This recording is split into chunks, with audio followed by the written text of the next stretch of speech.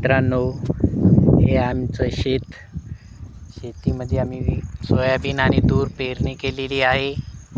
1 तारखेला पेरणी केलेली आहे आणि भरपूर मस्त हिरवंगार शेत झालेलं आहे आमचं मित्रांनो. तर जे कोणी शेतकरी पुत्र असेल त्याने लाईक आणि कमेंट आणि शेअर करा. सांगा तुम्हाला शेतीबद्दल काय वाटते आणि मला फॉलो करा आणि सबस्क्राईब करा मित्रांनो.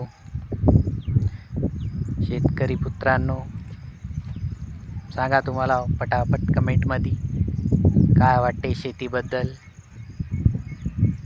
शेतीचा लाभ मिळतो का नाही सांगा.